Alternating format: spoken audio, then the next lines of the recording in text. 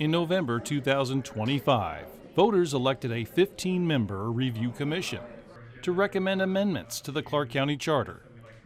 Any changes would need to go to a countywide vote in general election. Recently, we spoke with Brandon Erickson, Chair, Duncan Haas, Vice Chair, and Kathy Garber, Secretary of the Charter Review Commission, to get a progress update and discuss what proposals may be on the November 2026 general election ballot. Hello, I'm Jim Demmer with Clark County Close-Up. Thank you all for meeting with us. So let's start with quick introductions. What's your background and why did you decide to run for the Charter Review Commission? And Brandon, we'll start with you. Well, I'm Brandon Erickson, and I lived in Clark County for 30 years. I live in the Florida area. I represent District 2. I own a consulting engineering firm, and I ran for the Charter Review Commission because I love Clark County, and I want the Charter to play an important role in improving the lives of Clark County citizens. Okay, Duncan? Duncan Haas. I've lived in Clark County most of my life, and I've been in public service for over 30 years. And this just seemed like another avenue to keep delivering to the public and trying to help out my community. Great. And Kathy? Well, I retired in January 2025, and I decided after I retired I wanted to volunteer and give back to my community. And in my capacity as elections director, I was able to review charter amendments from the freeholders and the last Charter Review Commission. And I would review them for timelines, proofread them for accuracy, make sure they conform to law. And I enjoyed that, and I thought after I retired that this would be a great fit, that I could continue to give back to the citizens of Clark County. Well, thank you all for your work on this. So Brandon, let's start with you. What is the Charter Review process? So the Charter Review process is something that happens every 5 years, where the public elects Charter Review Commissioners to come together, review our charter, decide what's working, what changes might be appropriate, develop those proposed amendments into specific revisions to the charter, and then present them back to the public for approval. And if the public then approves them, it formally changes the charter. Okay. So Duncan, when did the commission start to meet? Where do they meet, and how can people attend those meetings? Well, we started meeting about the second week of January, and we meet every week on Wednesday evenings from 5 to 8 right now. And we've continued to meet since then. We have our meetings at the Public Service Center, which is right across from the courthouse downtown on 13th and Franklin. It's open public meetings. People can come and sit through them. They can give testimony. We love hearing different opinions from different members of the community. Or they can also attend remotely, and the links are all on our website there. Yeah, and they can also view previous meetings and all that. Yeah, they're all recorded and there for anybody to peruse. Okay. Brandon, what has been your progress to date? Well, we've made a lot of progress. We came together with no real structure, and we were left to ourselves to decide how we would go about our meetings. So first of all, we came together, we adopted our bylaws, we elected leadership, then we started to put together a work plan which defined how we would review and deliberate upon potential amendments, and we're in the middle of that right now. Okay. Let's see. Okay, Duncan, the commission has decided to propose charter amendments for both the November 26th and the November 27th general election ballots. Why? And how long will the commission be meeting? So the commission is a 2-year spot. So we'll be meeting through all of 26 and then up to all of 27. At the end of 27, our positions evaporate, if you will, and there'll be a new commission in 5 years.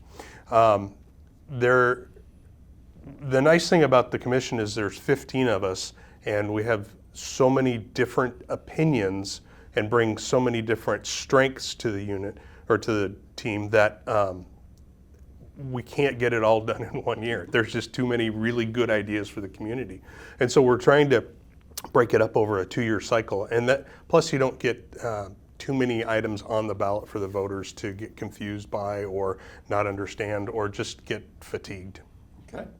So Brenda, the commission has developed multiple proposals for consideration for the November 26th election.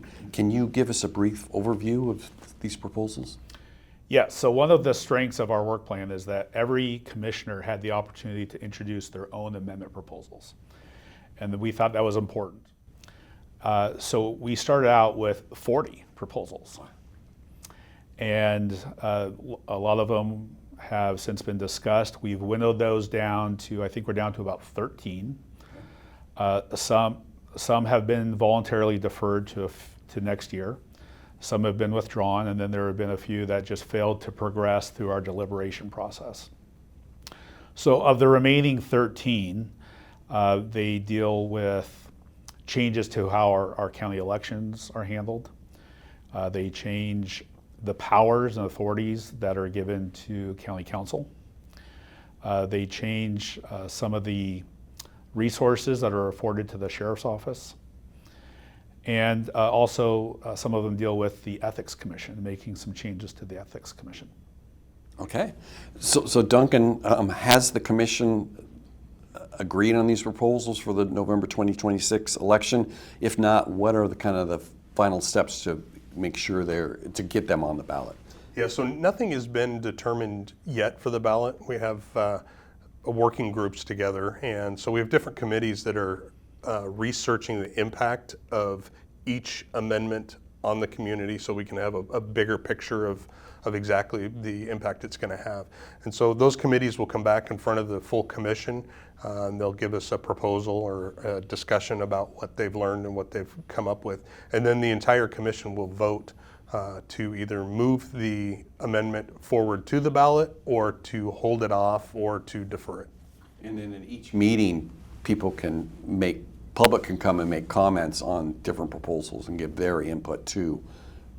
Correct? Yeah. Yeah, in fact, we encourage that. We have a specific part on the agenda that's just for public comment because we want to hear from the public. We want to hear what their thoughts are on things, and it's really a good time for them. Everybody gets 3 minutes regardless, and they can come tell us their opinions and their wants and their wishes and all that, as long as it's germane to what the amendments that are there. Sure. So Kathy, now on to you. So do you have outreach plans in place for discussing these proposals with the public? We do. We have formed a public outreach committee, and we've launched quite a few projects that will help us gather input from citizens. We are putting an online feedback form on our website at clark.wa.gov/charter, where you can give your opinion, pro or con, on these proposals. We also will have an old school version, a paper version, that will be at different town hall events that we will be holding, as well as neighborhood associations and different county events. We will also be doing a social media post that let people know about individual proposals, directing them back to our website. We will be conducting 5 town halls in the month of May, 1 in each council district. There will be different times and different locations for each of them. I'm in District 2, and for District 2, we'll have it May 17th. It's a Sunday at 3 p.m. at the Bud Van Cleve Meeting Room at the Luke Jensen Sports Complex. And we will also be doing a weekly newsletter that will provide a summary of the status on the proposals and what we've done for that week. And people can sign up for that email newsletter by contacting us at charterreview@clark.wa.gov. Okay. So once you get that feedback from the public, what are the next steps? Sure. So what we're going to do is when we get feedback from them and it's for an individual charter proposal, we will give that input directly to the chair or the sponsor of that proposal. We want to make sure they get it, but we'll also be providing it into the entire commission. Now, of course, we're pretty well on our way for this year. We're, like you said, we're all into study committee right now, but there's time to provide your input. But for the proposals for next year, there's plenty of time, and we'd really love to hear it from everybody. Okay. So what's the deadline to get items on the November 26th ballot? Sure. So as of April 22nd, all of the active proposals have moved on to study committees. We will, on June 17th will be the last day that we have the study committee readings, and then July 8th we will have a final commission vote on these resolutions. With July 17th, they will go to the prosecuting attorney that will write the ballot title, explanatory statement for the voters pamphlet, make sure it's legal and conforms to law, and then it will be provided to the county auditor on August 4th, which is the deadline. August 4th, okay. Brandon, is there anything else you'd like to share with our viewers? Sure. I would like to let the public know that the Charter Review Commission is working very well together. We have 15 members who have come from across the county, representing all 5 districts. So we have good geographic distribution. We also have a very well-balanced range of political backgrounds and ideologies. And despite that, we are coming together and working very well together. But because we also do have a wide range of backgrounds and perspectives, when we do have discussions about particular amendments, they're healthy, they're respectful, and it leads to higher quality, more detailed and well-vetted proposals.